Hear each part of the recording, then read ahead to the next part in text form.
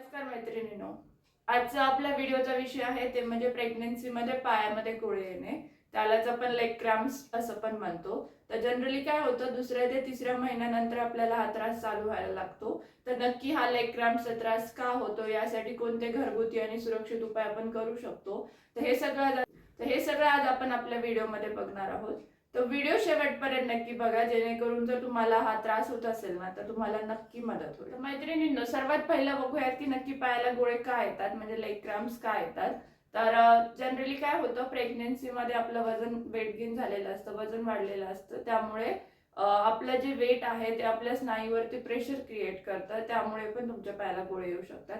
त्यासोबतच आपलं जे ब्लड सर्क्युलेशन आहे ते वाढलेलं असतं, कारण प्रेग्नन्सीला सपोर्ट करण्यासाठी शरीराला जास्त रक्त पुरवठा लागतो. त्यामुळे पण आपले जे स्नायू असतात ते खेचले जातात, त्यामुळे पण तुम्हाला हा त्रास होऊ शकतो. त्यासोबतच जर शरीरामध्ये काही मिनरल्सची कमतरता असेल, जसे की कॅल्शियम असेल, मॅग्नेशियम असेल, तर त्या केसमध्ये सुद्धा मग तुमच्या पायावरला गोळे येऊ शकतात. नंतर जर तुमची बॉडी डिहायड्रेटेड असेल, म्हणजे तुम्ही जास्त पाणी जर पित नसाल, त्या केसमध्ये सुद्धा आपले स्नायू आकडल्यासारखे होतात, खेचल्यासारखे होतात, त्यामुळे पण तुमच्या पायाला मग गोळा येऊ शकतो. त्यानंतर जर तुम्ही खूप वेळ एका जागी बसता किंवा खूप वेळेस एका जागी उभे राहत असाल ना, तरी तुमच्या स्नायूवरती प्रेशर क्रिएट होतं, त्यामुळे पण मग तुमच्या पायाला गोळे येऊ. सर्वात पहिलं म्हणजे तुमचा पाय स्ट्रेच करा. म्हणजे तुमच्या पायाला गोळा येतो ना, त्यावेळेस तुम्हाला काय करायचं, तुमचा पाय स्ट्रेट असा ठेवून स्ट्रेच करायचा आहे आणि ती जी बोटं असतात ना ती स्वतःकडे अशी ओढायची आहे, जेणेकरून काय होतं की आपले मसल्स रिलॅक्स होतात आणि तुमचा जो त्रास आहे तो कमी होईल.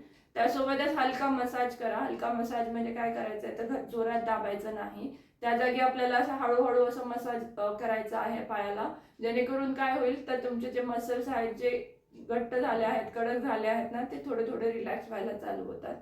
नेक्स्ट म्हणजे गरम पाण्याची पट्टी करू शकतात, किंवा मग एखादी गरम पाण्याची बॉटल जर तुम्ही त्या जागी ठेवली ना तरी तुमच्या वेदना कमी होतात आणि नक्की तुम्हाला मदत होते. मैत्रिणींना नेक्स्ट म्हणजे पुरेसं पाणी घ्या. मी जसं आधी सांगितलंय की डिहायड्रेशनमुळे पण आपल्याला लेग क्रॅम्प्स होतात, त्यामुळे मिनिमम ट्राय करा की तुम्ही 2 ते 3 लिटर पाणी घेताय दिवसभरामध्ये.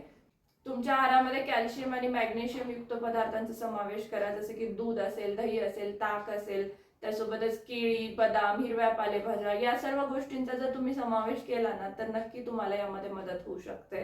नेक्स्ट म्हणजे एक हॅबिट बनवा की झोपण्यापूर्वी तुम्ही स्ट्रेचिंग करत आहात.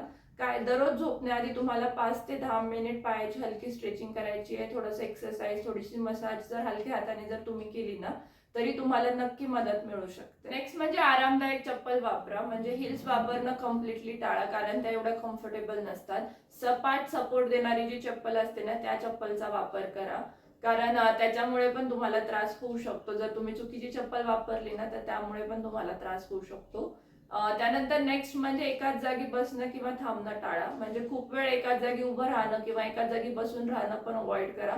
थोड्या थोड्या अंतराने ब्रेक घ्या आणि थोडंसं फिरा, जेणेकरून मग तुमच्या स्नायूवरती प्रेशर क्रिएट होणार नाही. नेक्स्ट म्हणजे पाय थोडे उंच ठेवा. म्हणजे झोपताना तुम्ही जर तुमच्या पायाखाली जर एक उशी ठेवली ना तर तुमचं ब्लड सर्क्युलेशन व्यवस्थित होतं आणि जर तुम्हाला झोपल्यानंतर लेग क्रॅम्प्स वगैरे येतात ना त्याचा त्रास नक्की कमी होतो. नेक्स्ट म्हणजे डॉक्टरांनी दिलेली औषधं वेळोवेळी घेणं. जनरली प्रेग्नन्सीमध्ये काय होतं, डॉक्टर कॅल्शियम आणि आयर्नच्या गोळ्या प्रिस्क्राईब करतात, त्या तुम्ही वेळोवेळी घ्या, त्या विसरू नका. जर डॉक्टरांनी दिल्या असतील तरच घ्या, स्वतःहून कोणतीही औषधं घ्यायला जाऊ नका. तर मैत्रिणी, प्रेग्नन्सीमध्ये लेग क्रॅम्प्स होणं, पायाला गोळे येणं हे कम्प्लिटली नॉर्मल आहे. ते खूप जणांसोबत होतं, त्यामुळे घाबरून जाऊ नका. जर तुम्ही योग्य काळजी घेतली आणि मी सांगितलेले उपाय फॉलो केले ना तर नक्की तुमचा त्रास कमी होऊ शकतो. तर मैत्रिणींनो, तुम्हाला हा व्हिडिओ कसा वाटला मला कमेंट सेक्शन मध्ये नक्की कळवा. जर तुम्ही चॅनलला नवीन असाल आणि सबस्क्राईब केलं नसेल तर अशाच व्हिडिओ बघण्यासाठी चॅनलला नक्की सबस्क्राईब करा.